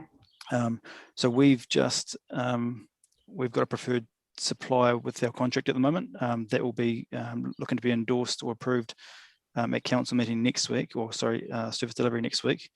I believe we've got a pretty good supplier and contractor, which might be attractive to the C2 developers as well. So there might be opportunity to link that into our program. Otherwise, they will engage their own contractor. Okay. That's for you, Madam Chair. Yes. Brad, the C2 playground, how much would council be looking at funding if the 3Ms boys were to fund half? What are we talking? What's you're talking about a destination? Are we saying? Yeah, look, I'm not. 50 grand playground. Are we taking a 100 grand playground? Are we talking a 10 grand playground? Oh no, for destination playground, we're now looking millions. Right. And look, remember, Jim, I'm just not sure the confidentiality of that figure at the moment. I wouldn't want to say without. No. I didn't know how much you're talking. So millions. Yeah, that's good. Yeah. Yeah. So for even for a neighborhood playground these days, there's no change out of sort of $300,000, Right. $500,000. Brad, that playground is about a hectare, which is pretty damn awesome. Yeah, no, it's big. I think we're talking between 4 and 5 million. Yeah, I still want to divulge the split because I don't know how commercially sensitive that is. Yeah. No, I don't think it is. Yeah. Okay. Anybody else got any questions? Sorry. So I've just got a comment, please. Yeah. You go first, Alana. Oh, sorry. Just coming back to COVID and the libraries, how are they going to work within the traffic light system? Do we know about that yet? Yeah, we're doing a bit of work in the background at the moment. Primarily, that will be a chief executive decision, and we're as staff sort of feeding up our thoughts and process into that. I believe that we're hoping to make an announcement tomorrow afternoon. Okay. So we'll leave it for that. Okay. Can I go now? Just a quick update while we're talking reserves. I thought this would be of interest to the community board. We released 4 kiwi a couple of weeks ago on the back of my farm inside the reserve, the Mangatautari Ecological Island Trust. And bit of an update, they reckon there are 1,200 kiwis up there now. They did a recording the other night over 1 hour. They picked up 170 individual birds, and at 1,200, it's almost full. Well, it is full, and they're anticipating now exporting 120 odd kiwi a year out of that, and so it's an epic kiwi nursery now. I just want to say big thanks to Waipa, because that project really only exists because of Waipa. You know, it wouldn't be there without the support of Waipa, and I think it's probably not quite widely known that there are 1,200 kiwi up there. That's amazing. Very awesome. That's a real, yeah, that's wonderful. Absolutely wonderful. Yeah. And if I can, through the chair, just to add to that, MEIT did win a tourism award this week in terms of their engagement, community engagement. So I think that's fantastic. Yeah, great work that they're doing there. Yeah, fabulous. Incredible. That's fabulous. Okay, so we've now got, can we move on? Did anyone have any more questions for Brad? Sorry, no? Bruce Nunn's Property Services Award report. Kia ora, good evening.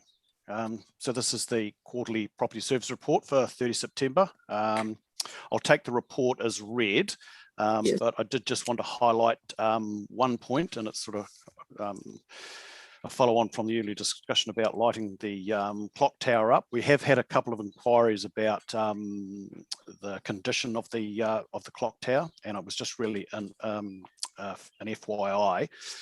It was cleaned about 12 months ago. We're getting another clean this week, but we've also got in year 2 of the LTP, we have have a renewal project. A little bit of planning is going to be undertaken this week, and we've engaged with a heritage architect to give us a little bit of advice, but the current plan is for some renewal works to be undertaken in the summer of 22-23.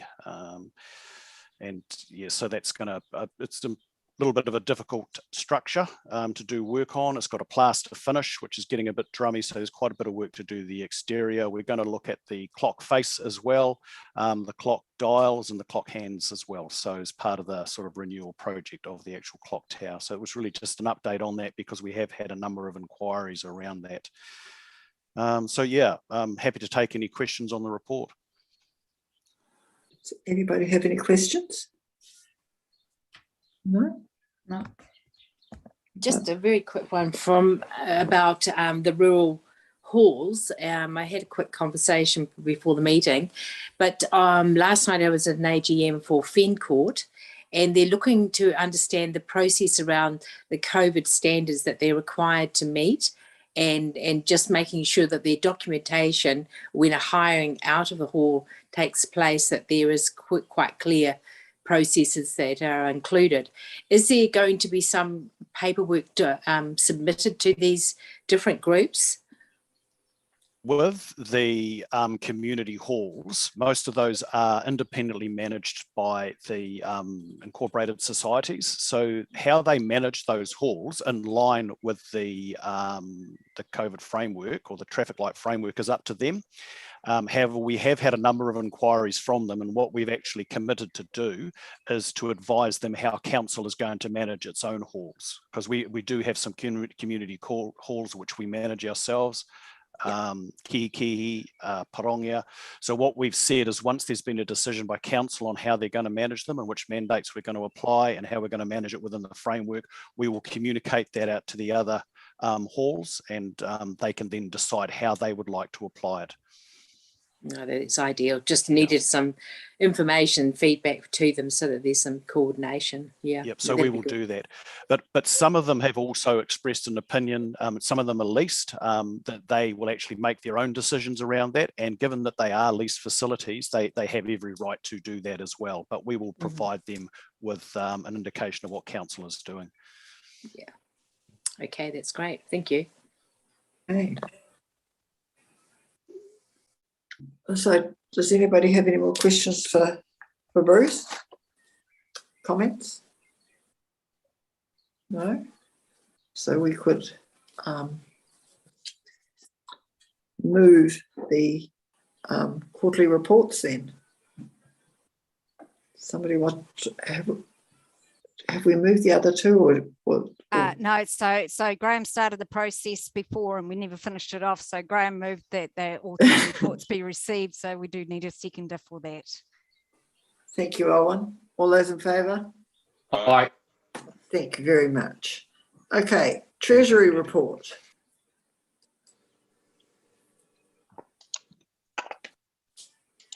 I have nothing new to report on the Treasury Report. Everything adds up as I like it to. So hopefully if there's any questions, please do ask.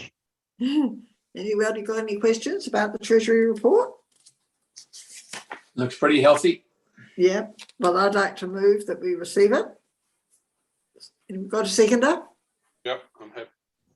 Okay, all those in favour? Aye. Aye. Okay, thank you.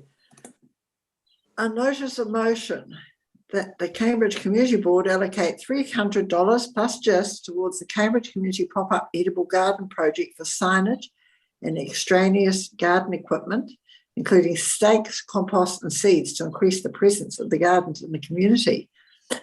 Elise, do you want to say anything to this? Yeah, I'll just take the motion as read, and if anybody had further questions, happy to take them.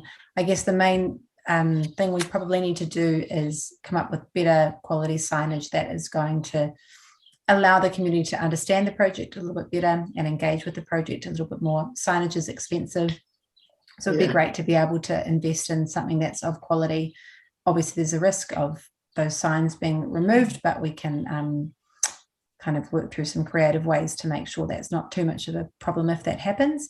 And then also, council's very generously always donated fresh garden mix, but there's also the requirement to sort of feed the gardens with something a little bit more, whether that's, you know, pelletized manure or compost. So it'd be great to have some funds to be able to do that as well. And there's various items like stakes for the tomatoes and that sort of thing that come up, which would be good to have something in the something that we can draw on when that is required. There are 3 gardens sites at the moment, and it would be great to continue to grow that to a 4th garden in autumn.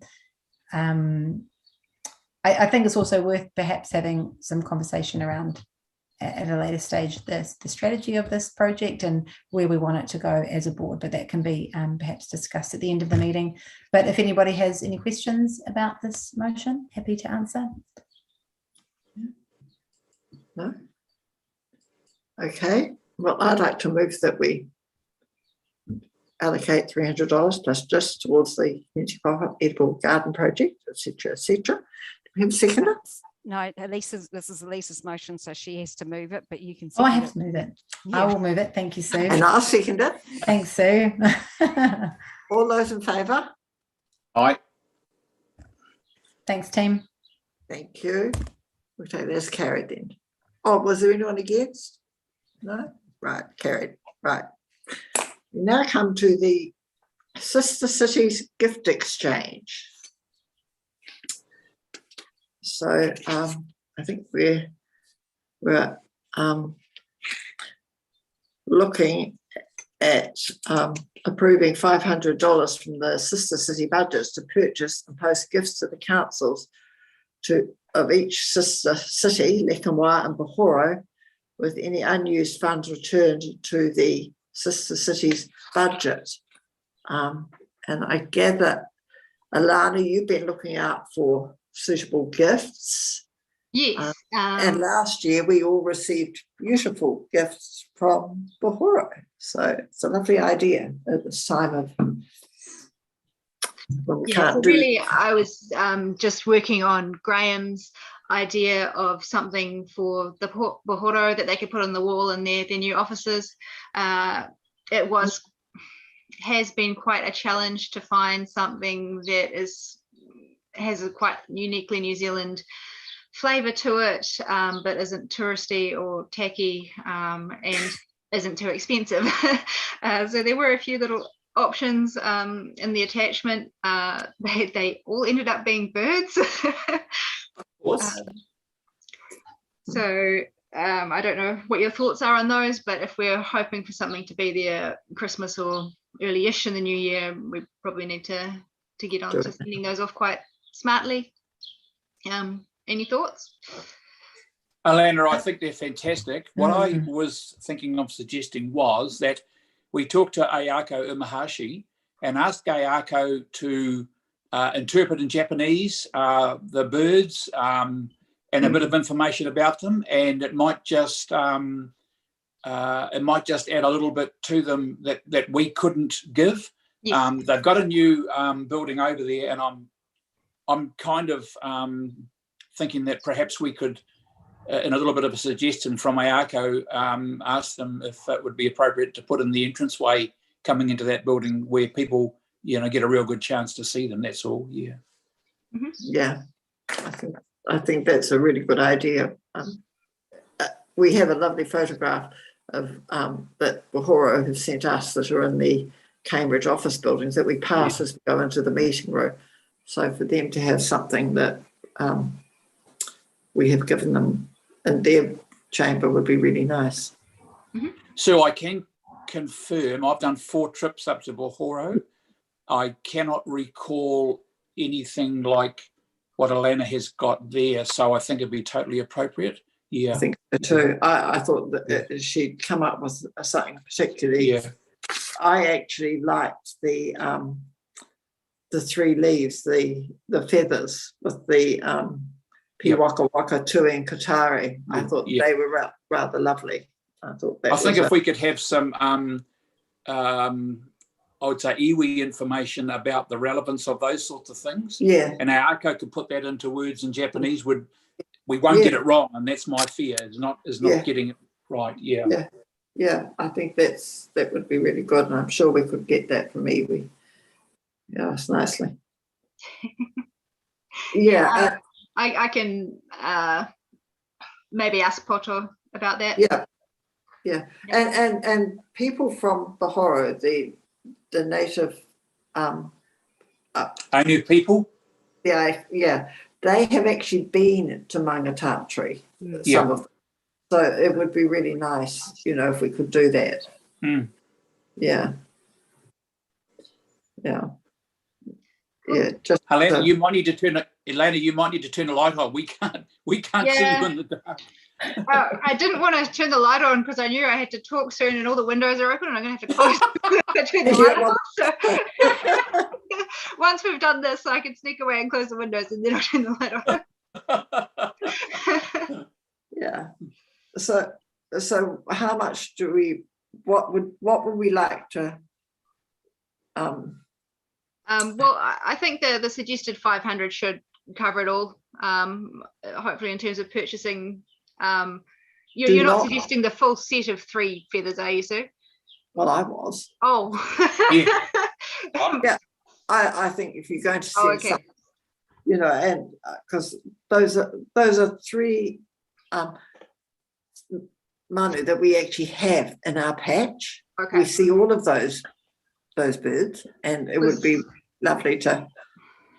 So that would be about 450-ish before we do postage, and there would only be Bohoro.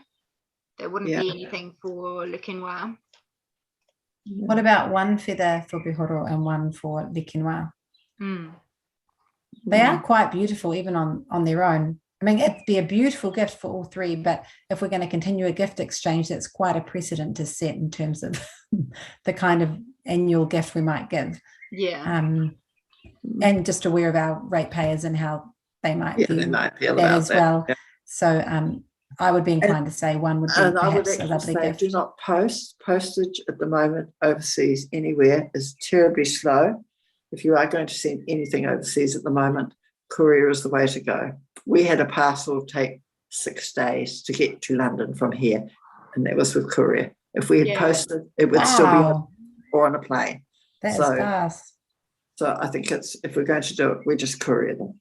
Yeah, which will put the cost up as well. Yeah, but well, I think if it's 1, it's not going to cost as much as our parcel costs. Yeah, it sounds good. Elena, you've got the $115 photo of the tui on its own. I think that one's quite beautiful. Yeah, I like that too. It is. I'm wondering whether we can you may be able to take the tui out of the 3 feathers and just have the other 2. Look, I'm prepared to actually cover some of the cost if it's too much for the board. I've had great reception up there in the past and really valued. Yeah, they've been really, Just a reminder, the board originally set aside $1,000 for engagement with both Bihoro, $500 each, $500 for Bihoro and $500 for Lekinwa. So you have got a little bit of leeway to work with if you want to. Okay. That's already been budgeted. Oh, so it's 1,000, it's 500 so each. It's 500 each. Okay. And that's not just for the gift exchange, is it? That's just for like however we want to engage with It's them. however you want to engage Okay. with both I'm going to do the light on. Yeah, you can stop your video if you want, Alana, and then do it. That's all good. We can see you now. Yeah, well done, Alana. Really lovely choices, particularly the tui and the feathers. They're beautiful. I think they're beautiful. I think the feathers are just stunning. I mean, I just think it's such a, and I think in terms of Japan, where they're noted for their ceramic art, something like the feathers, the copper feathers with that little bit of painting would probably go down really well. They're very So where did we get to? Are we thinking all 3 feathers for Pohoro, or 1 feather, or? I'd say 3 feathers, because I think they'd be lonely on their line. I think 3 looks better than 1. I do too. I do too, Jim. Yeah. Yeah. It would look unbalanced.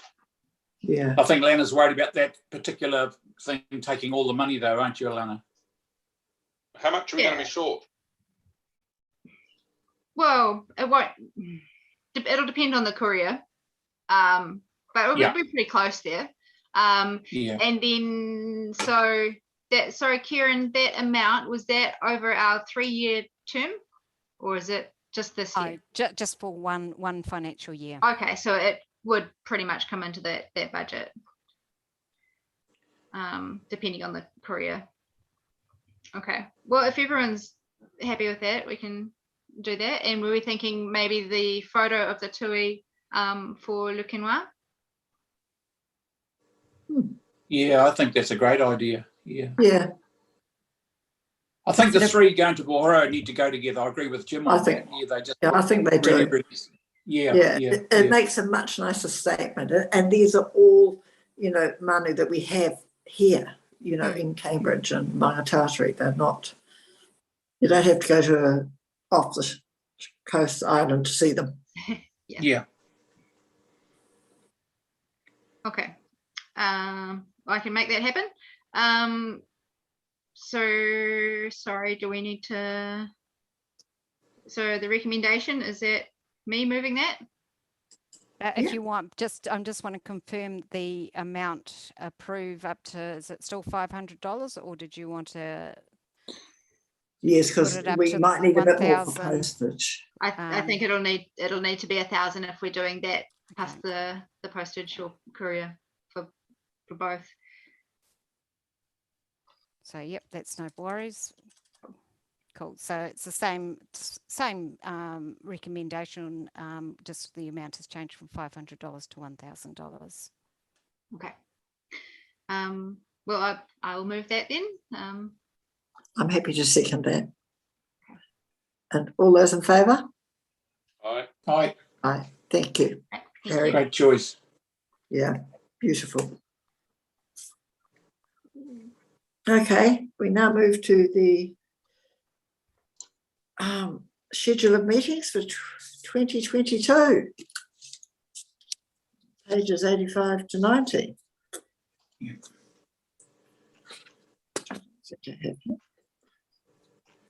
As is our standard every year, we like to be really prepared and have schedule our meetings for the following year, so everybody knows exactly what's happening when and where. Just 2 things to note is that the meeting dates finish on the 7th of September, because in October, oh Joe, you've tuned up, sorry.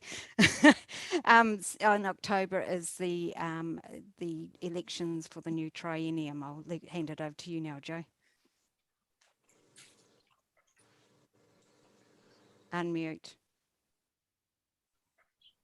Apologies for that. No, nothing else really to add other than to say we are obviously no meetings in January, no meetings in July, and then stopping again in October. And the new community board after the elections will set the meeting schedule for the remainder of the year at the meeting where they're sworn in, which is why there's none for later in the year for you for this meeting. So, Joe, the last month you have got there is the 7th of September. Are you considering going into October? I don't quite know when the local government election is on. No, because I think that it's the first Saturday of October, so no. No, it's too close to the elections. Okay, thank you. All right. I'm happy to move that schedule, Madam Chair. Okay. Got a seconder? Thank you, Jim. All those in favour? Aye. Aye. Okay. So now we just come to board members' reports from meetings attended. Cambridge Autumn Festival. Alana. Yes, so mostly just working through the traffic light framework at the moment and how that's going to affect things and how we're going to adapt to That's our main challenges at the moment. Right. Chamber of Commerce, Jim? Yeah, once again, huge traffic light, all the retail and hospitality wanting support to sort out what they can and can't do, and it's been quite busy. Last meeting also there was just lots of looking at changing quite a few things in the policies and procedures and constitution, which are being ratified hopefully at the AGM, which is tomorrow night. Right. Thank you, Jim. Elwyn, the Arts Council. You're muted, Elwyn. Elwyn. Just had a quick catch up the other day informally, just talking through how to deal with COVID and using our town hall as a venue to include it in the festival. So there'll be just some steps to understand and work through that one. Yeah. Thank you. Jim, Information Centre. No, sorry, wasn't able to attend the meeting. Okay. Mike, Safer Community Charitable Trust. Yep, nothing significant from our last meeting that's of relevance, really. The point Brian was making about the surveillance cameras, that's very dear to the hearts of the Safer Community Trust. So it'll be interesting to see how that goes. And while I'm on the wastewater treatment plant project liaison group, that's meeting next week. Oh, good. Great. Joe's not here. The Tree Trust, they've been doing quite a bit out at Waipuki. They're preparing their new car park because they've now got extra land on their site on Thornton Road, and they've got their AGM in a couple of weeks. And as usual, they're doing a fabulous job. And the Historical Society, we've just had the AGM. The staff are doing an amazing job with the museum. It's an absolute asset to the community. They're doing a lot of programs with the schools. Their numbers are really good in that respect. Yeah, and it's worth dropping in just to have a look. It really is quite wonderful what they're doing for a little museum. One of the best wing museums in the country. Right. Elise, Pop-Up Garden. Yeah, nothing to add further than my probably notice of motion. We did our third garden install since our last meeting, went really well. And I spoke to Nick, who's the garden guardian there, and she said the kind of community engagement has actually been really amazing. Lots of people stopping, commenting, asking what it's there for, excited about maybe doing something of their own in their sort of neck of the woods. So it's been a really and an incredible kind of response on social media for those of you on Facebook, that when I shared the post, it had really high levels of engagement. So it was kind of probably our most successful installation so far, which was great. Great. Oh, sorry. So, Jim, you were saying something. No, I was just going to say, at least there's some people taking out of the, it was like a small gathering around the garden at West Thompson the other night. I don't know if it was a meeting of the unemployed or a meeting of the gardeners or a meeting of what, but man alive, there was quite a congregation there. That's good. Really, around the garden? Yes, I don't. Great. But I went past the next day and nothing looked changed. So I gather it was just a meeting point for. I don't know what it was all about. Man, it looked quite interesting. Well, mysterious. That's cool though. Yeah. Neighbourly interaction, that was one of the goals too. So there you go. It's doing it. Thanks for the feedback, Jim. Alana. Yes, so Lukinwa, very happy that we finally have an event that can go ahead. So we've got our little Christmas get together next Thursday at Cuba. Just nice and casual, actually get together and have a chat with everybody. So if anyone would like to come along to that, let me know. We are limited on numbers. That's the main thing with that one. We are also working towards having an event as part of the Autumn Festival. So that'll be shaping up over the next couple of months.